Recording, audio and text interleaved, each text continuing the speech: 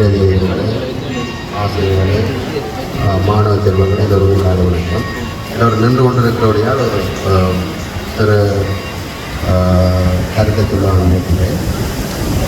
உண்மையில் எங்களோட தமிழர்களுடைய வருடம் தமிழ்நாட்டில் கிட்டத்தட்ட 2 வருடத்துக்கு முன்னம் இந்த தைப்பொங்கலுக்கு தான் தமிழக வருடமாக மாற்ற கொண்டு பல கட்சிகள் முனைப்பு காட்டியிருந்தது. இது ஒரு தமிழருடைய புத்தாண்டாக கொண்டாடுற தன்மையும் தமிழ்நாடுடைய புலம்பெயர்ந்த தேசங்கள் இலங்கையிலையும் இருக்கிறது. இது ஒரு நன்றி கடன் செலுத்துகிற ஒரு வழிபாடு. உண்மையில் இந்து சமயத்திற்கு பார்த்தா ஒரு நன்றி கடன் செலுத்துகிற வழிபாடு. சூரிய பகவானுக்கு நன்றி செலுத்துகிற ஒரு வழிபாடு. உண்மையில் இந்த வயலில் கதிரை அறுத்து கொண்டு வந்து அதையை பொங்கி சூரிய பகவானுக்கு படைத்து ஒரு நன்றி செலுத்துதல். அதாவது மனிதனிடம் இருக்கின்ற ஒரு முக்கிய பண்பு நன்றி உணர்வு.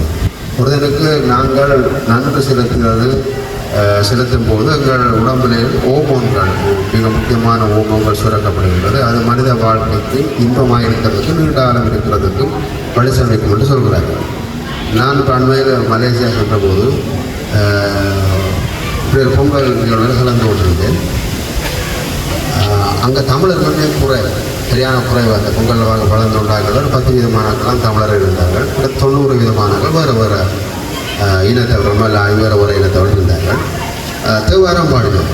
இது நடந்த மாதிரி தேவாரம் பாடினார்கள். தேவாரம் முடிய அந்த பாடின பிள்ளைகள் கிட்ட போய் தேவாரம் பண்ணோடு பாடினார்கள். அந்த உச்சரிப்புகளில் சில தமிழில் சுத்த தமிழ் மாதிரி தெரிஞ்ச மாதிரி இல்லை. போய் பார்த்தார். அது ஒரு கூட மலாய் மொழியில் எழுதி வச்சிருக்கிறது வார்த்தை, இன்னொரு கூட ஆங்கிலத்தில் எழுதி வச்சிருக்கு. அவர்கள் முயற்சிக்கிறார்கள். அந்த தமிழ் இந்த பொங்கலை பொங்கி இந்த பண்பாட்டை செய்கிறதுக்காக முயற்சிக்கிறார்கள். நான் என்ன சொல்கிறேன் என்றால், நாங்கள் தமிழர்களாக இருந்து கொண்டு முயற்சிக்காமல் இருக்கிறோம்.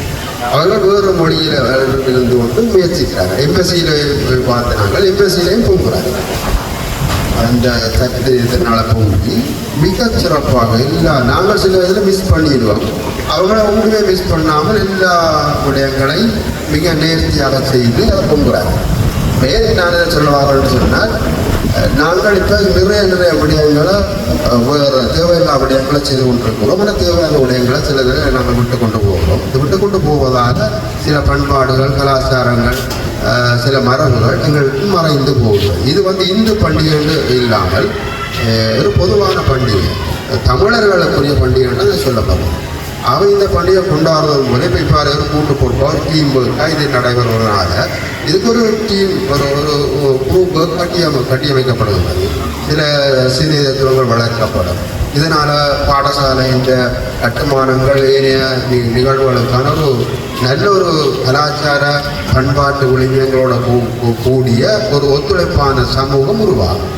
ஆகவே இப்படியான பொங்கல் நிகழ்வுகளை கொண்டாடுவதன் மூலம் நாங்கள் எங்களுடைய பண்பாடுகளை, கலாச்சாரங்களை மதித்து வாழ்வதோடு தேவையில்லாமல் போர்கள் வேறு கலாச்சாரங்களில் இருந்து நாங்கள் விடுபடுவதற்கு ஒன்றாக கூடி வாழ்தல் என்று இருக்குது.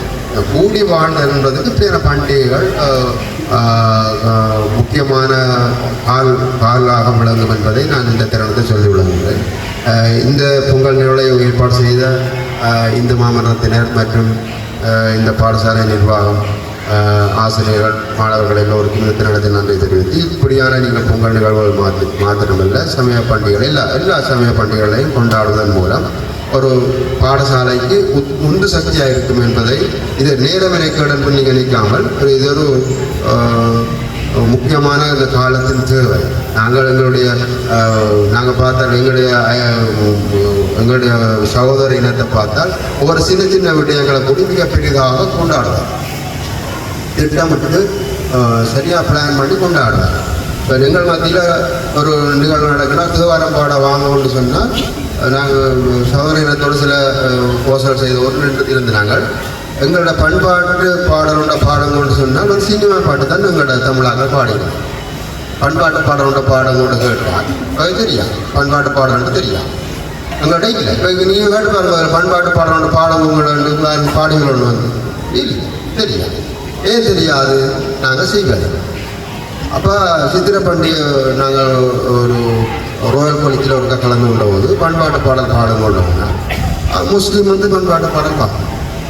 சிங்கள பிள்ளைகள் வந்து அவங்க அடிப்படியாக ஒவ்வொன்றோட பாடிக்கொண்டு தமிழ் பண்பாட்டு பாடோட ஒரு சினிமா கூட தான் பாடம். அந்த அளவுக்கு தான் எங்களோட பண்பாடு இருக்குது. தென்னிந்திய சினிமா தான் எங்களோட பண்பாடுன்ற அளவுக்கு நாங்கள் இருக்கிறோம். நாங்களே தான் நிறைய வாய் நிறைய கதைக்கிறோம். ஆனால் செயற்பாட்டில் ஒன்று வீட்டில் செயற்பாட்டில் இருந்தானே எங்களோட பிள்ளை என்ன பார்த்து இந்த பிள்ளை செய்யும், இந்த பிள்ளையை பார்த்து அடுத்த பிள்ளை செய்யும். இல்லை, செயற்பாட்டு சில இடங்களை நான் போய் முக்கியப்பட்டிருக்காங்க. கன இடங்களில் போய் பார்த்தால் பண்பாட்டு பாடம்னா எனக்கும் தெரியாது. எங்களோட வழக்கு தெரியாது. பாடசாலைகள் போய் வழக்கு அவங்களும் அடிப்படியாக வந்து எல்லா இடமும் பாடிக்கொண்டிருப்பாங்க. இதான் நிலைமை. அப்போ நாங்கள் செய்தால்தான் எங்களை பார்த்து எங்களை பின்னாளர்கள் செய்வார். இது ஒரு ஒவ்வொருத்தரும் வந்து இதே நிறைய கிறிஸ்டி இருக்குது. இந்த பாடத்தில் வரலாறு இருக்குது. வரலாறை படிப்பதால இன்புறுவார்கள். அதான் அந்த பாடத்தில் தொடர்ச்சியாக இன்பத்தை இன்புறுவார்கள். அது இருக்குது. உளவியல் ரீதியான திருப்தி அடையலாம். எங்களோட வரலாறுகள், பண்பாடுகள், கலாச்சாரங்களை பாடசாலைகள் கட்டியமைக்கப்படும். நின்று கொண்டு இருக்கிறதால நாங்கள் நிறைய கதைக்கவில்லை. இந்த விழாவுக்கு என்னையும் வரவழைத்ததுக்கு நன்றி. மிகவும் இந்த விழாவை நீங்கள் பயிற்சி காலத்துக்கு செய்தமைக்கு இந்த அதிபருக்கும் ஏனைய நிர்வாகத்தினருக்கு மீண்டும் நன்றி.